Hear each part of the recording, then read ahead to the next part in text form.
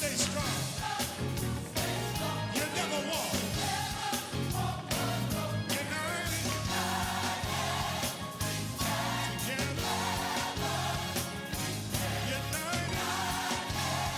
United. My brother, sister, you stand. You never.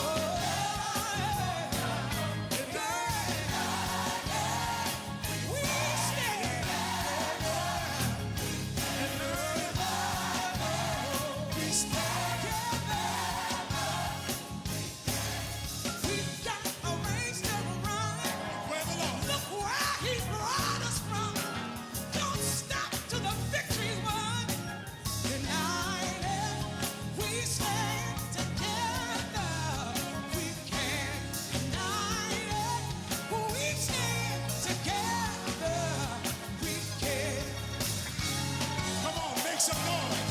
Yeah. Listen. Be strong.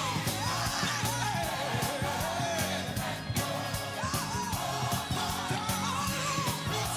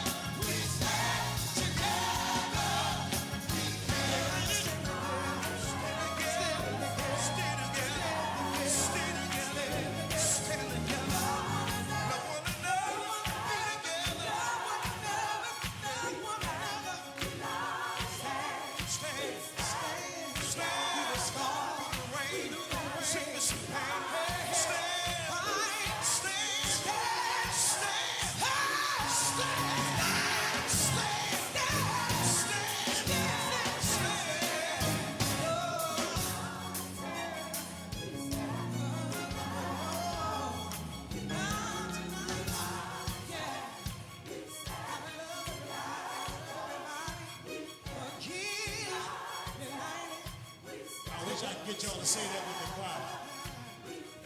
Good evening, good evening, good evening. Thank you, those of you who are watching and sharing this live tonight, Mount Calvary family. Thank you so much. We are privileged and honored tonight to shift a little bit to some of our civic responsibility, and we wanted to provide some information for those of you who will be watching tonight in partnership, Mount Calvary, Alpha Kappa Alpha Sorority Incorporated. We want to continue our voter information that piece that we were doing prior to COVID-19, but tonight we decided to do it virtually. And so we have some guests with us tonight. I'll introduce our first guest who will come and introduce her person she will interview tonight as it relates to voter legislation. And so we want to make sure that you have some time here now to like it, share it, whether you're watching on our Facebook Live, whether you're watching on the other outlets. I want to pause for a moment to give you some time. Like it, share it, start watch parties. Also, we'll have some time for questioning. If you have questions as our panelists are in their discussion, if you'll just type those on the screen, and we'll make sure that we try to get an answer for you tonight. And so from Alpha Kappa Alpha Sorority Incorporated, Shayla Matuka will come at this time, and she will introduce our guests for this evening. And so receive her now, Shayla Matuka.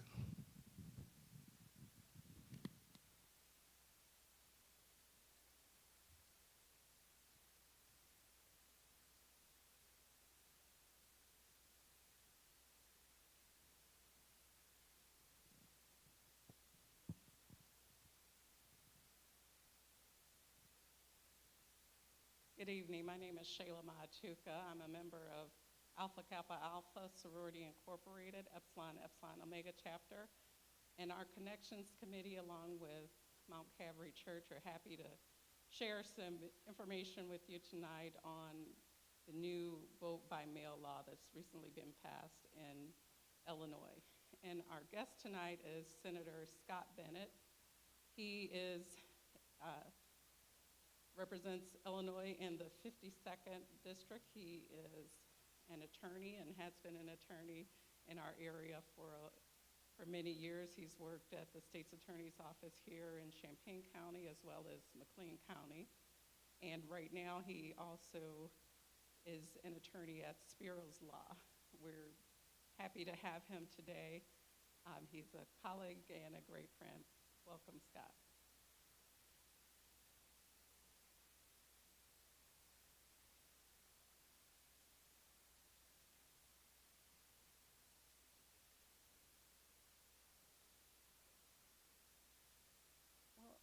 Can we start by just telling us a little bit about the new vote by mail law that's recently been passed in Illinois? Sure. Well, the vote by mail law, which I think is really exciting, it's something we've been talking about for several years. Many other states have tried similar plans where they realize that we want to take all obstacles away from letting our people get to the ballot box.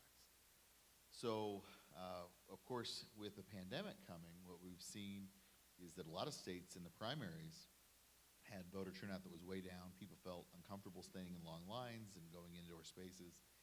And so this bill essentially took three and a half, really, bills that had already been filed before the pandemic, put them all into one bill, took the best parts, I think, of those bills, and made sure that they were ready for the general election of 2020, where we're going to elect a president as well as a lot of other important offices. So here's the gist of it, and it does a lot of things, so I want to make sure I got some notes down. The main thing is that it expands the vote by mail program by taking away the first step where people have to ask for it. So any person who has cast a vote in the last 3 years, any person who's changed their address after the March primary, I've got this too close, I'm sorry, will automatically get in the mail a vote by mail application. It's not a ballot, it's the application. So if you still want to go down and vote in your typical voting location, you can do that in Illinois. We are not taking away any options, we're adding options. But that first step where you had to, in the old days, reach out to the clerk or the voting authority and say, hey, I'm not going to be in town, can you send me an absentee ballot? That's gone. Now we send you automatically the application. That's going to be 4.8 million Illinoisans are going to receive in the mail by August 1st, I think starting August 1st, one of these applications. And that gives people, one, I think the reminder, this is an important time, if they don't watch TV and see the commercials like crazy. And two, we'll start them on the process of realizing they don't have to put maybe their health in jeopardy or their loved one's health in jeopardy if they maybe have someone in their homes or they themselves are immunocompromised. But they can still be part of the process, still cast their vote, and make their voice heard. How safe is voting by mail? Well, I think it's pretty safe in Illinois. And so you hear this from time to time. Some of the knock against it is, oh, this is going to lead to rampant voter fraud. And I would point out that many of the safeguards are still there. For someone to commit voter fraud, think about what this means. They are going to get an application in the mail. That's not a ballot. The application still requires them to jot down, their information, say, I am this person, I'm Shayla, I'm Scott, and send this in and request that ballot. And so that's a pretty brazen thing for somebody to say, I'm going to start this voter fraud and commit an extra vote for a candidate, and I'm going to do it on several levels. I'm going to do it first with the application, then with the ballot. One thing I did look up was, that suggestion that you have a lot more voter fraud or potential for voter fraud when you have vote by mail. But what we have seen all over the country, and I'd point out there are 5 states, Colorado, Hawaii, Oregon, Washington, and Utah, that only vote by mail. And that was true even before the pandemic. That did not start as a result. So one interesting thing about that is you have not seen a lot of voter fraud in those states. You have also not seen any one political party do a lot better. I mean, sometimes you'll hear, well, this is better for, typically it's Republicans saying it's better for the Democratic Party, but you'll hear different things. Utah is a pretty conservative state. It has not suddenly elected people from a different political party. And what we've seen is it doesn't really favor one party over another. But what Illinois has tried to do is keep safeguards in there. So they recognize you have to track the ballots. You have to include the prepaid postage. You have to, in some cases, have ballot drop boxes, which eliminate the need to hand your ballot over to a third party who isn't our county clerk or isn't an election authority. We don't want that. We want people that are taking oaths and are responsible for safeguarding those votes. When they've done that, when the states that have done the same thing that Illinois' law is going to do, we have not seen any uptick in voter fraud. And let's keep in mind, you still have that safeguard of voter judges that are there, that are bipartisan, and they're there monitoring and making sure that there isn't any kind of fraudulent activity going on. So you still have the safeguards we've had. But what you're doing is making it safe for people to vote, and you're making it more convenient for people to vote. So, and they're still required to sign the Absolutely. ballot, Their just like they signatures- would do in a normal election. That's absolutely right. What this bill is trying to do, and this is where the argument comes in. People say, well, now you're making it so easy to vote, it's like it's not that big a deal anymore. And I would argue the opposite. There's nothing bigger in our democracy than casting your vote. Why are we making it so hard for people? So we are lucky in Champaign County, and lucky in Illinois, frankly, where we've had a lot of opportunities the last few years. We've had same-day registration. We've had early voting locations. But a lot of states aren't like that, and we're recognizing the kind of drumbeat out there is there anything more important than electing the people that are your voice in your state capital or in the federal government in Washington, D.C., and the President of the United States in years like this? So why are we making it so difficult for people? And a great example in this bill, another thing we did, was make it a state holiday. So people will not have to choose between, boy, I've got to work all day, and then I've got to run home and pick up my kids, and then I've got to go vote before 7 o'clock. That's not going to have to be a choice that voters are going to have to make in Illinois. Now we want people to be educated. We want people to take their time. If they want to vote back in October by voting early, they can do that and never even run the risk of going into a possibly crowded voting area. But if they still want to do that, they still want to take the time. I know a lot of people that love that process and go on election day and make sure that they're there with the energy of the ballot boxes. They still can, and they won't have to make that choice based on work schedule. So what are some of the biggest changes? And I know you gave us a brief summary at the beginning, but what are the biggest changes in the statute? Well, of course, the biggest changes are I guess the affirmative act that we send you the application, or the application, not the ballot, again. So we take the onus off a person at home who says, I don't want to put my family at risk by going and putting myself around a lot of people. And we just don't want anyone. We know how it is. People get busy, and some people will feel like they can apply early or they'll ask those. Some people will wait till maybe they won't make up their mind on certain elections till the last few days, and then they don't even know who to call or they won't know what the process is. This takes all that guessing out. You will get an application for a ballot in the mail. If you don't want to do it, you throw it in the trash. But if you say, this is a good idea with these circumstances, and the fact is, as we've noticed in the 5 other states that have already done this, it doesn't have to be a pandemic. There's a million reasons why people don't necessarily want to go, particularly in the states that only allow one day, on that one day to cast their ballot. But they're still going to have to live under the laws of the leaders that are elected that day. Why shouldn't they have a voice in electing those leaders? So I think it's the idea that we want to make democracy apply to everyone, and everyone to have an opportunity. And by us sending that out there, whether you ask for it or not, I think is a really positive thing. And I think there's also the element of, somebody wants to know what I think. Somebody wants me to make a decision. And I hope that takes away somebody's excuse too to say, my voice may not mean anything. It does. It absolutely does. We had a sheriff's election 2 years ago in Macon County in Decatur that was decided by one vote, right? And so that's someone who's in charge of your jails, your courthouse, your whole system by one vote. And so, I think it is just so important that we encourage more and more people to come out. And like as I said, if you're going to live under the laws of the elected officials, why not have your voice heard? So I think that's the biggest thing.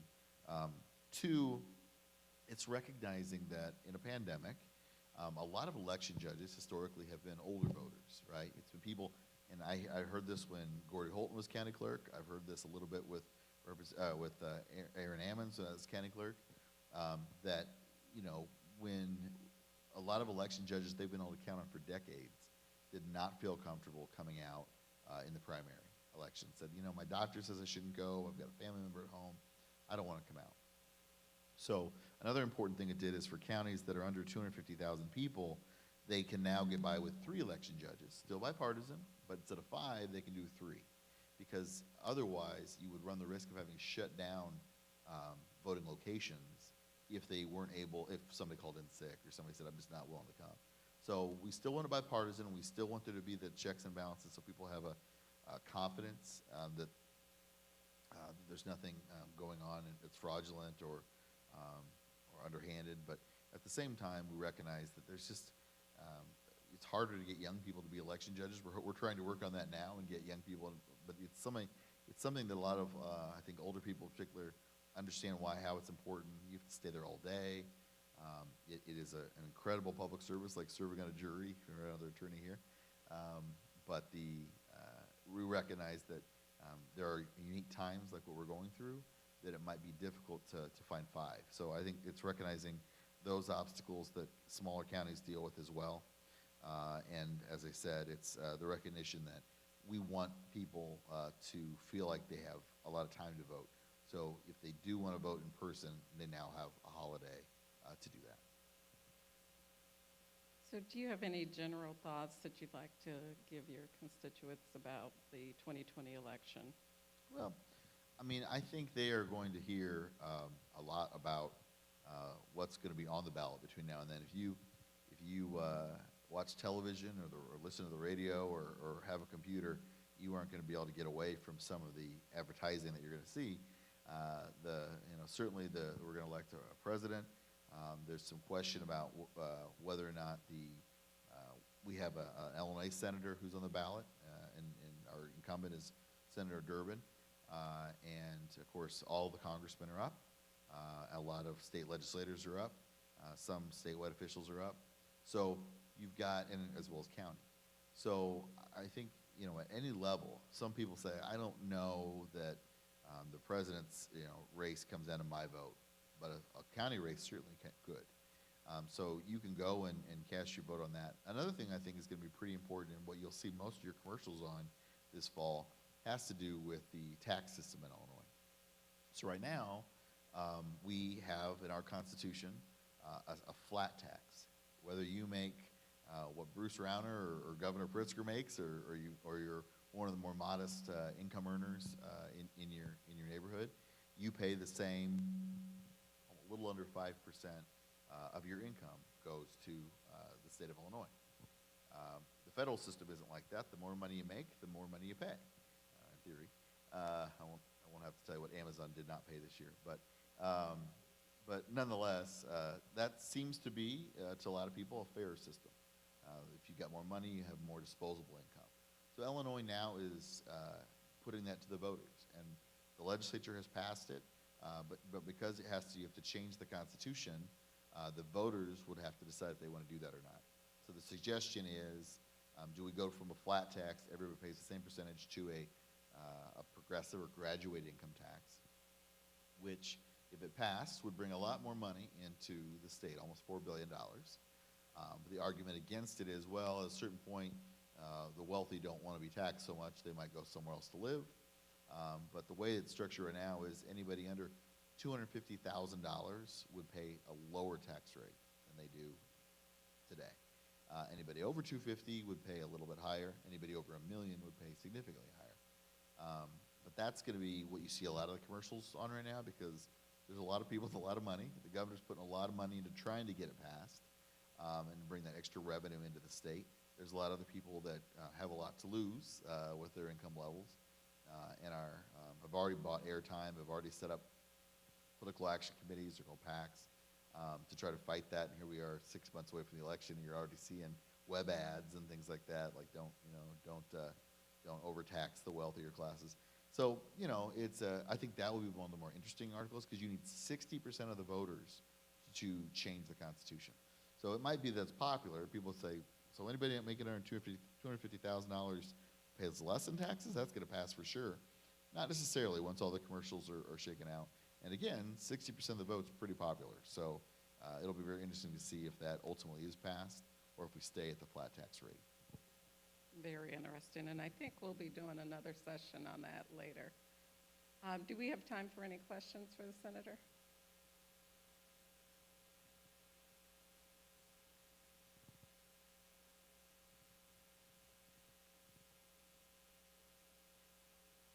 Okay.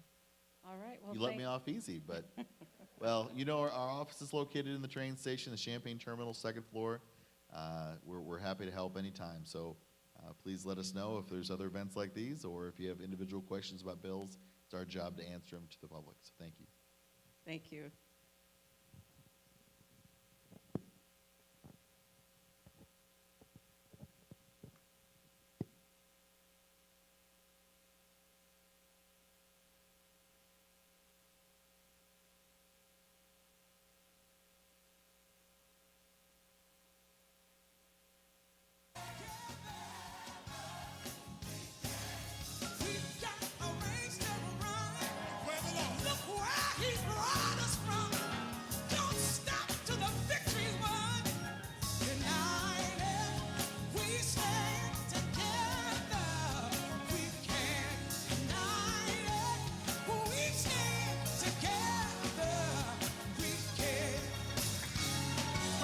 Some noise.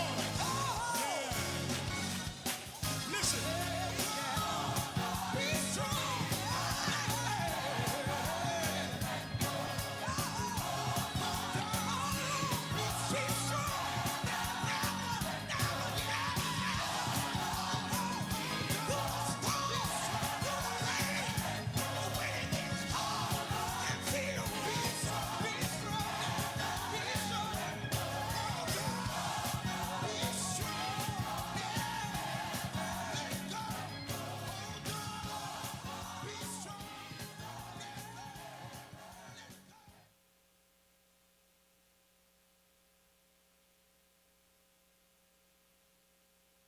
Calvary Missionary Baptist Church. Thank you for being with us this evening. I'm here with Ann Prislin. She is voter registration co-chairman for the League of Women Voters of Champaign County. The League encourages informed and active participation in the government, especially through voting. We're going to be sharing publicly available information about the new law and how those changes will affect the Champaign County. Specifically, the information you will receive is for Champaign County. Following the listening, if you live in another county in this state, please check with your local election authorities to learn how your county is going to be implementing the new law.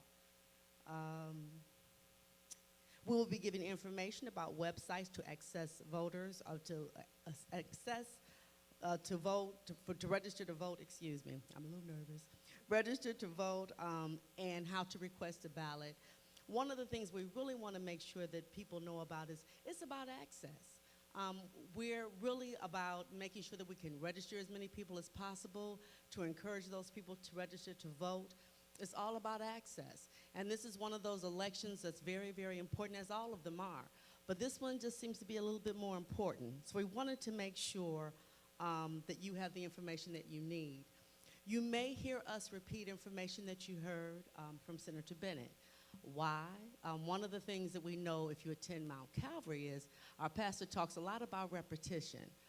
As a former educator, I believe in repetition as well, because the more you hear things, the more you're able to remember them, you're able to digest them a little better. And so, Ann, I will start with who can apply to vote by mail? Hi, Muriel. Thank you. And thanks, Mount Calvary, for hosting this tonight. I think it's important to know that any registered voter in Illinois can apply to vote by mail. And it's also important to know that you don't have to give any reason to do that. Sometimes people say, well, isn't there a difference between voting by mail and absentee voting? Not in Illinois. Those two terms mean exactly the same thing. Sometimes you may hear it referred to as voting at home, which is really what you do when you vote by mail. So all three terms mean the same thing. I've been voting for many years, like I'm sure many of the people listening tonight have. I had never voted by mail until the last primary. I'm an election judge, and I decided that I wanted to know more about how the whole voting process worked. So I decided I would vote by mail. It was remarkably easy. I applied for my ballot, and I understood that by applying, that gives the county clerk the opportunity to confirm that I am a registered voter in this county. I got my ballot in the mail. I was able to look at it carefully and follow the directions and send it back. And it was indeed counted. So I thought, well, this is pretty cool. I might do this again. So one thing I did learn is that in Illinois, you have to apply to vote by mail for every election. So even though I voted by mail last March, I have already applied to vote by mail for this fall's election. One new change that's been made by the state law is for those people who might be listening who are not registered to vote or know someone who needs to register. It's very simple to go online, and we'll give you a link to that, and I understand it'll show up on the screen, and also Pastor will have these available.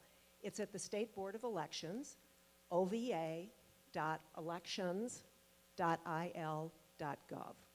You can register to vote online and at the same time request a mail-in ballot. So that's a change that was made by the recently passed law. Are they encouraging people to vote by mail? Or? Yes, absolutely. I've attended several sessions led by County Clerk Ammons, and I know he's been on Penny for Your Thoughts and in the newspaper, where he's really saying not only is he encouraging voting by mail, but everyone throughout the state, as Senator Bennett mentioned, primarily for the health and safety of all registered voters. I know some information that you had shared was that the state is looking that we have at least 50% of our voters vote by mail. And in the past, it's only been 7 to 10% of the people who vote by mail. So we're really wanting to encourage that and hopefully getting this information out, and we'll be able to rerun this video again to encourage people that they need to vote by mail. Absolutely. So I'm a registered voter in this county. How do I apply for the mail-in ballot for the November 3rd election? You've got several different ways. I just mentioned that I've already done that. So any registered voter in Champaign County can go to the county clerk's website and actually apply for a mail-in ballot right now, 24/7. And again, that link, which I think will show up on the screen, is champaigncountyclerk.com. You go to the election information tile that's on the home page and click on Vote by Mail Request. It takes 2 to 3 minutes max to fill it out, and you've already entered your request for a mail-in ballot. Very easy. If you don't have access to a computer, you can also call the county clerk's office and ask for an application for a mail-in ballot to be sent to you. The third way, of course, is the way that's been changed in the new law, as Senator Bennett described, that every person who voted, whether by mail or in person, in the last 3 elections will receive an application in the mail, which can be filled out and then returned. So you have lots of options to request a mail-in ballot for this coming election. So what we wanted to say is, why wait? Don't cause yourself to stress out. It's something that you can do right now. So please go ahead and request your mail-in ballot so that it'll be on its way when that particular date comes, and I know you're going to share that with us. Yes. When will I receive my mail ballot? Oh, and that's an important distinction because it gets kind of, some people find it confusing to recognize there are really two steps. The first thing is the application. And as the senator mentioned, those will be in the mail to all of us who voted by August 1st. However, by state law, the ballots cannot be mailed out to us until September 24th. That's the very first day. For folks in the military or people who are overseas, they are mailed out a week earlier than that. So apply, but remember that your mail ballot will not be mailed to you until at least September 24th. So if I request it right now, let's say I go online and I request a ballot right now, Right. will they automatically still send me the letter in August to tell me that I, Need to do that? yeah. I've asked that question of the county clerk, and I believe the intent is no, that you've already requested it. But I'll need to confirm that, and I'll for sure let Pastor know so he can share that with others too. So after I've done that, I've requested my mail-in ballot and I've received it, what happens next? The envelope that you'll get from the county clerk's office will have a large blue stripe down the side. So watch for mail from the county clerk's office for sure. Inside that envelope will be your ballot and a return envelope plus directions on how to complete the ballot and also the things you need to do to return it. You'll need to sign the ballot, or excuse me, sign the back of the envelope, the return envelope, because that will be your pledge that you are the one who actually filled out that ballot. When the ballot will come back to the county clerk's office, and again, this is a new provision in the law, there are really two ways. You can either return the ballot using the Postal Service, and it will cost you nothing to do that. So you'll have a stamped envelope? E-stamped or metered or in some way so that it will not cost you to do that, as I understand it. But in Champaign County, you're going to have a second option. The Champaign County has decided that it will put in place 5 secure drop boxes. This is the same thing that's done in those 5 states that Senator Bennett mentioned that have been using exclusively mail ballot for a long time. Voters have had the option to either return it through the post office or to put it into these secure drop boxes. There will be 5 throughout the county, and the security procedures for how those will be taken care of are a combination of things the county clerk will do and also the requirements from the State Board of Elections. Mr. Ammons said in a meeting that I was attended today that several of the locations for these large, permanently installed, sort of think of them as large mailboxes, but very secure. They have been determined, others have not. So those will be announced soon. So you'll have the opportunity to return in both ways. The county is also looking into how the ballots might be tracked if they're mailed through the postal system so that you can know where it is.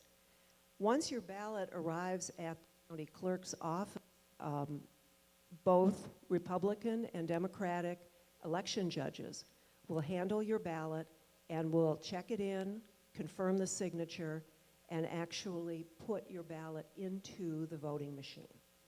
And that's the way the process has been outlined by the Board of Elections.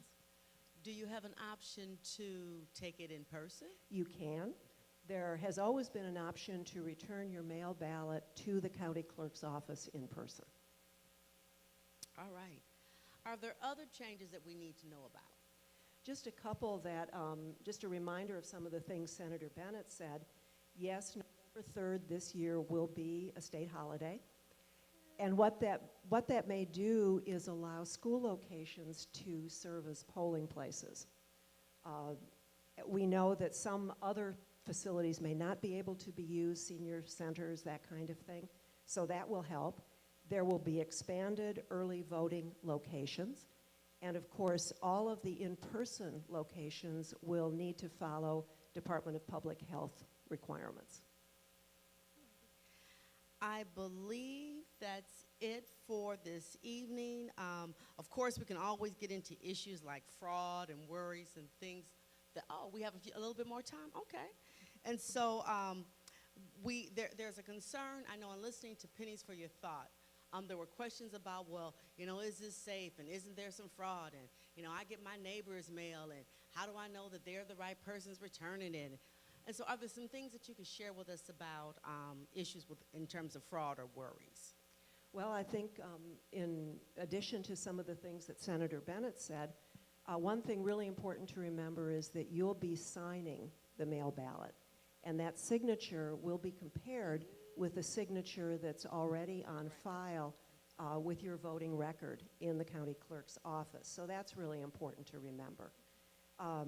I've done a lot of reading about potential fraud and that sort of thing, and all of the research, whether it's national or state, says that it is so small. And this is true of the states that Senator Bennett mentioned that pretty much vote exclusively by mail. Same thing. And as he said, there's no evidence that voting by mail gives an advantage to one political party over the other. It's an option for all voters, and especially in this time where many of us are concerned about health and safety issues, it's a really important option to follow and to consider. Anything else that you'd like to share with us this evening? No, just that on behalf of the League of Women Voters, I'm very happy to be here and share information that I've learned from listening and reading, and I would just invite anybody who would like to also follow the League of Women Voters of Champaign County website, where we put out as much of this information as we have available. Excellent. Well, Ann has been absolutely wonderful in helping us to, oh, are there any questions? I'm sorry. We have a question from one of our viewers. They would like you to please confirm that voters will receive a full ballot when requesting and completing a vote by mail ballot. Okay, let me make sure I understand that. Will voters who receive a mail ballot, will that be the full ballot? Yes. The very same ballot they would have received had they voted in person? Correct. Yes. Any other questions? Yes. It says, because of the fear and talk of voter suppression, how confident can we be in voting by mail, and even in our voting machines, are they up to date in Champaign? You know, I'm going to have to defer that question to the county clerk. I don't work for the county clerk, and I don't know the details. I do know that this year the county clerk's office purchased new voting machines and other equipment, but I think that's a specific that we'll have to refer to County Clerk Aaron Ammons and see if we can get the answer. And we'll follow up with that to make sure that we answer that either in one of our next sessions or some kind of way we'll get that information out to people. Any other questions? Well, just to let you know, we will continue with our educational sessions. We will take July off, but we will start back up in August. And so we do have sessions planned for August, September, October, and then November is when you vote. And so we're hoping to get information out to people so that you're informed. You're an informed electorate, and that you know who you're voting for and you know why it's important. As Shayla and Senator Bennett had mentioned, that we are going to do something on the graduated income tax, because that's something that many of us don't know anything about. And so we're looking forward to sharing that information with you as well. And so thank you for joining us this evening. It has been a pleasure, and thank you as always. I'm glad to be here. Thank you. This is my neighbor, and we met each other by mistake because we got each other's mail. That's right. But this has been a great connection in terms of giving information and working towards making sure that we have informed citizens. Absolutely. So thank you for your time, Pastor. Is there anything else that you wanted to share? Well, that's a wrap. Thank you very much for joining us.